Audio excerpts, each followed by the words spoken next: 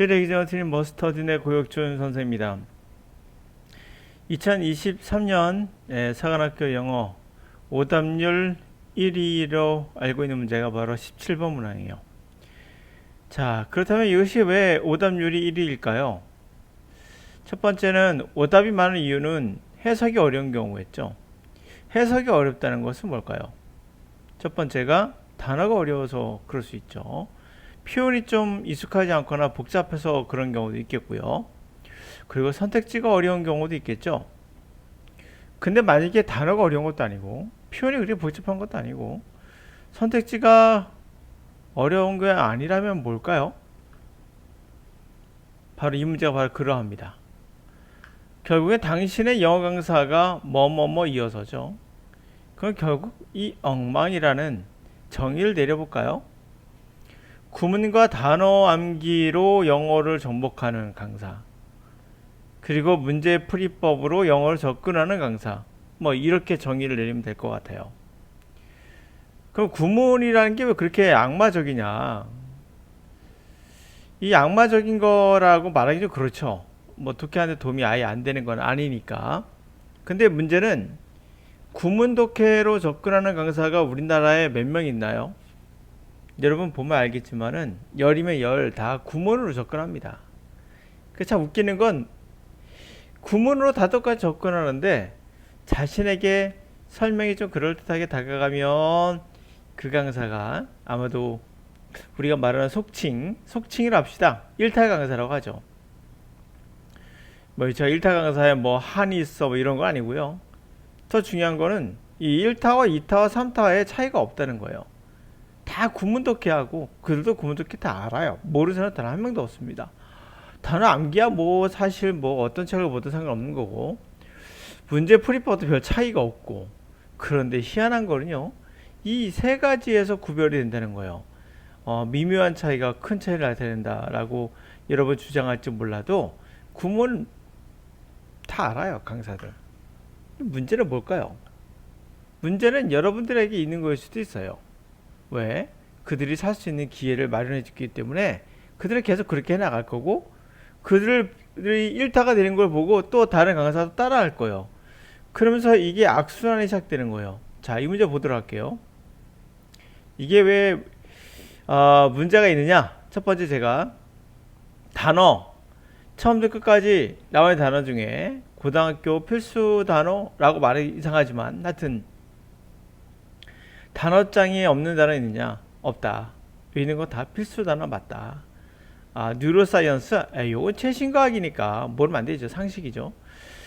자, 그리고 요 단어 조금 어려울 수 있어요. 선택지인 단어. 그러나 이 단어 모른다고 해도 다 푸는 데 지장은 없어요. 두 번째,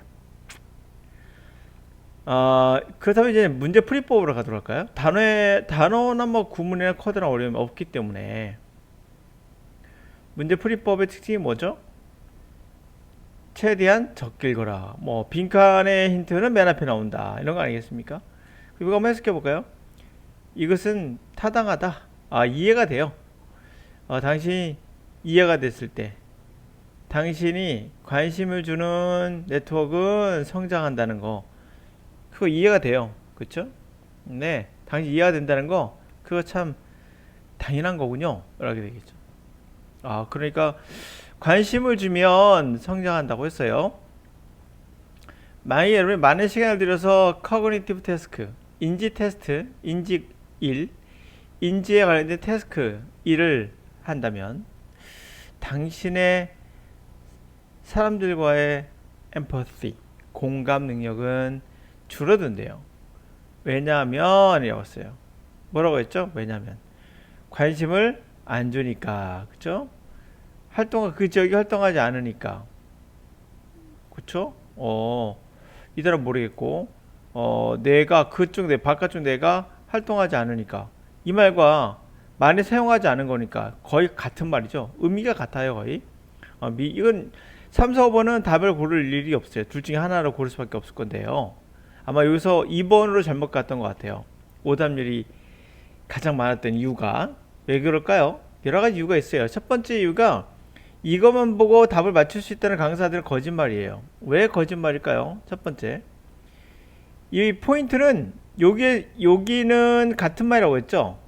사용하지 않는 거나 inactive, 활성화되지 않는 거나 거의 같은 의미니까 사용하지 않는 거니까 관심을 주지 않으니까 사용하지 않는 거거든요. 활동하지 않는 거거든요. 아 괜찮아요. 그쵸? 근데 바깥 내라고 나오죠. 2번 이것 때문에 틀린 거예요. 그럼 바깥 내가 어디서 나오냐? 딱 한 번 나와요. 바로 여기서 나와요. 줄쳐놨죠 제가. 그러면 어때요? 첫 번째는 이거를 읽지 않고는 알 수가 없는 거죠. 이걸 읽어야 답을 맞출 수 있는 거예요. 첫 번째가. 또 두 번째가 뭐가 이 헷갈릴 수 있냐면 커그니티브 태스크라는 단어가 여기 나와요. 커그니티브 두 번 나와요. 이 커그니티브냐 이 커그니티브냐 커그니션에 따라서 답이 달라져요. 그 이유는 제가 좀 이따가 지금부터 설명을 해드릴게요. 바로 들어가죠. 자 갑니다. 변화란 건 힘들어요. 그쵸? 우리는 긴급히 신속하게 뭐 할 필요가 있어요? 변화를 만들 필요가 있어요. 세상에서. 그렇죠. 변화는 힘들어요. 근데 우리가 긴급하게 뭐 할 필요가 있냐면 변화를 만들 필요가 있단 말이에요. 세상에는요. 정확히 해석하면 물론 변화를 긍정적인 변화를 만드는 걸 잘할 바로 능력이 필요하다는 거죠.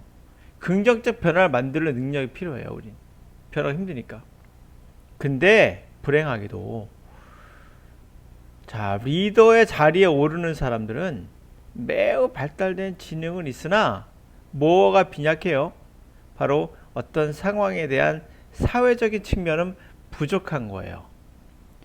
뉴로사이언스, 신경과학은 이제 이러한 현상을 역시 탐험하기 시작했어요. 뇌라는 네트워크는 정보를 저장하고 플래닝, 계획을 짜고 워킹 메모리 하면 우리가 데이터를 처리하는 메모리예요. 하여튼 뭐 IQ가 높으면 아마도 워킹 메모리가 잘 작동하겠죠. 빨리빨리 CPU 돌아가는 거니까. 워킹 메모리 그리고 인지 문제 해결. 여기 한번 나와요. 인지 문제라고. 그런 것에 관련된 데는 뭐 하는 경향이 있다? 측면이거나 또는 외부의 외부 포션 부분. 아, 어디에 연결되어 있다고요? 이 네트워크가 어디 위에 있다고요? 측면. 내 측면이나 바깥 부분에 있다는 거예요. 그런 경향이 있다는 거죠. 그게 연결되는 경향이 있어요. 자, 첫 번째 우리가 배웠습니다.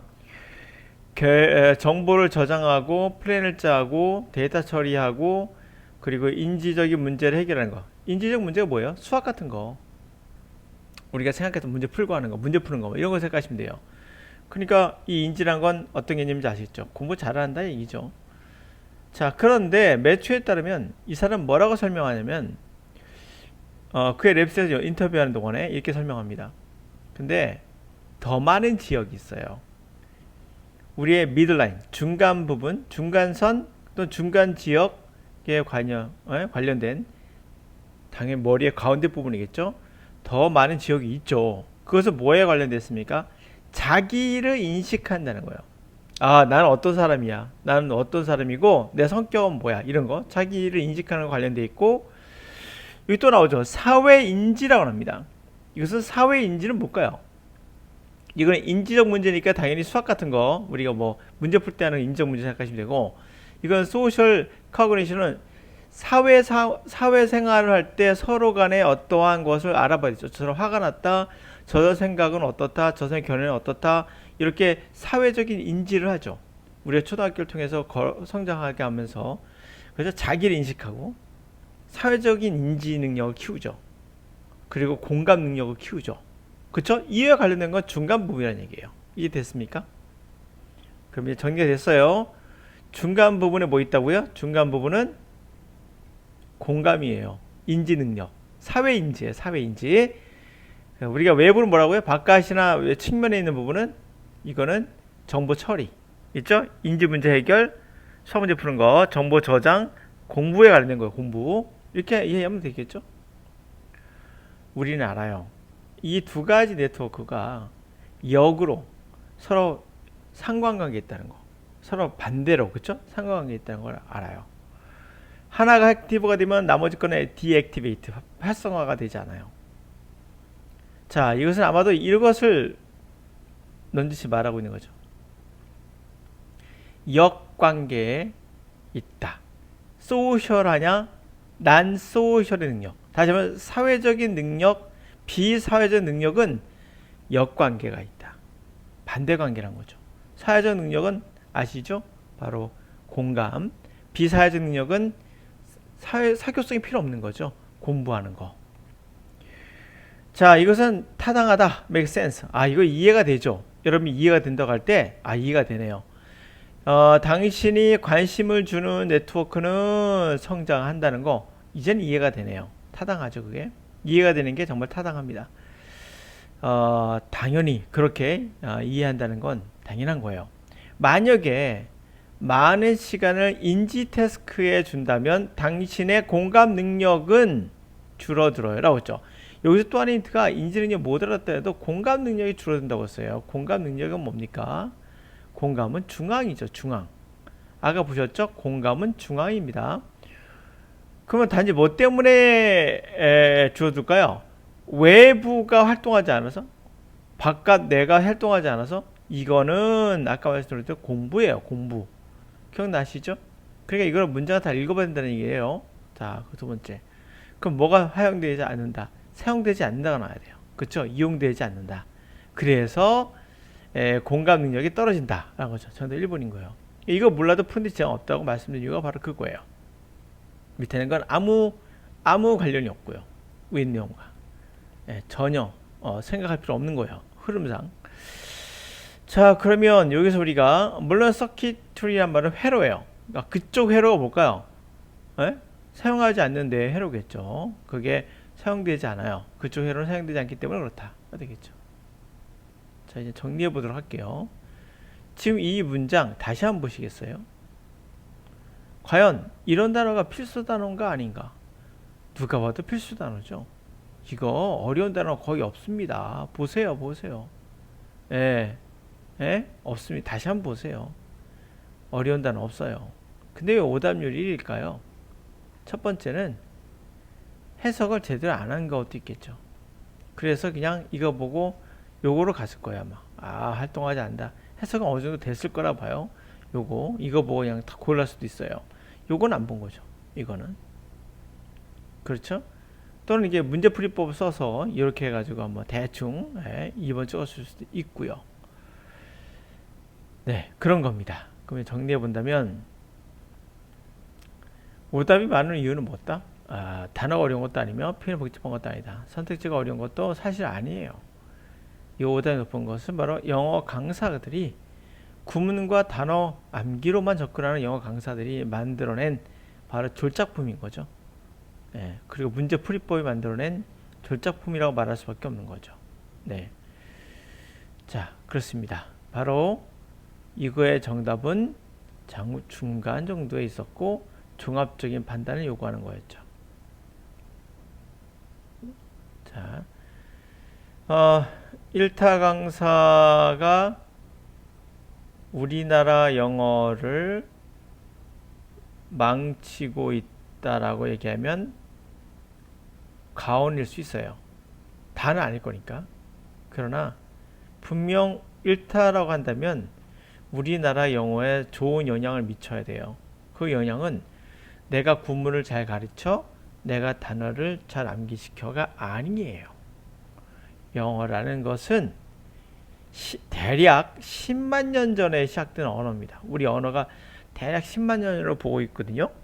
10만 년 전에 시작된 이 복잡한 컴플렉스한 인지 능력을 테스트하는 이 언어는 여러분 생각하는 것처럼 구문독해로 되어 있지만 실제로는 그렇지 않아요. 왜 그럴까요? 그 이유는 이렇게 되는 거죠. 어떤 일이 벌어졌어요. 그 일을 나중에 돋보기를 통해서 보면은 이게 명확히 보인다고 착각을 해요. 그럼 봐요. 이게 이것 때문이구나 라고 명확히 봤어요. 그리고 미래를 예측해야 될 거 아니에요. 예측은 못해요. 다 틀려요. 이걸 일명 미네르바의 부엉이라고 하죠. 다시 말해서 과거에 나와 있는 거, 주어, 동사 나와 있는 거죠. 이미 나와 있는 거 갖고 분석을 하면 딱 우리가 알 것 같잖아요. 그러고 나서 그걸 맞춰서 하면 될 것 같잖아요. 어떻게 보면 그렇죠? 예를 들면 이렇게 해서 만들어낸 어떤 틀이 정말 완벽한 것 같잖아요. 이걸 일명 우리는 죽은 사람의 뭐뭐뭐 한다 그래요. 무슨 말인지 모르겠죠? 어떤 일이 벌어지는 데 있어서 예를 들면 뭐가 있을까요? 누가 이렇게 표현을 해요. 나는 뭐뭐 다라고 끝이 났어요. 그럼 이걸 보고 끝에 다만 붙이면 되겠구나 라고 이론을 만들어요. 그렇죠. 다를 봤으니까. 그래가지고 이 다만 가지고 말을 할 때 뭐뭐입니다를 아이들이 같은 경우 어떻게 그러는데 뭐뭐 다를 항상 야 다 요 이렇게 다로 끝나는 요 하는 거예요. 무슨 말이냐고 그러니까 이론상 우리가 우리 높임말이라고 하죠. 어른에게 쓸 높임말은 요를 붙이거든요. 그러니까 이거를 강요하다 보니까 다요란 애들이 다요란 말 많이 써요. 했다요, 했다요 이렇게 말이 안 되는 그 표현이죠. 그러니까 이론적으로 요를 붙였으니까 존댓말은 높임말인데 말이 이상해지는 거죠. 바로 이게 대표적인 케이스라고 저는 말하고 싶어요. 근데 우리나라 영어 강사들은 여전히 변함없이 이런 영어를 구문 독해를 통해서 학생들에게 가르쳐 주고 있어요. 여러분 구문 몰라도요 해석하는 데 지장은 없어요. 우리 이게 반대가 될 수 있다고 말씀드렸죠. 그래서 여기 단어 어려운 단어 없었어요. 나 어려운 단어가 몇 단어 모를 수도 있겠죠. 뭐 한두 단어 뭐 몇 개 모른다 하더라도 이런 단어들이 여러분들에게 방해가 됐다는 얘기는 단어장을 봐서 안 봐서가 아니에요. 독해를 안 했다는 얘기거든요. 하다 보면 이 단어가 안 나올 수가 없거든요. 말이 좀 길어졌네요. 하여튼 여러분들에게 뭔가 그 시대를 앞서는 사람이 있어야 되는데 그렇지 않고 타고 과거로 회귀하는 경향이 있어서 언제쯤 이것이 변화가 일어날지는 저도 모르겠으나 하여튼 당신의 영어 강사의 엉망이었던 것이 여러분들에게 나쁜 영향을 미치고 있다라고 말할 수 있을 것 같습니다.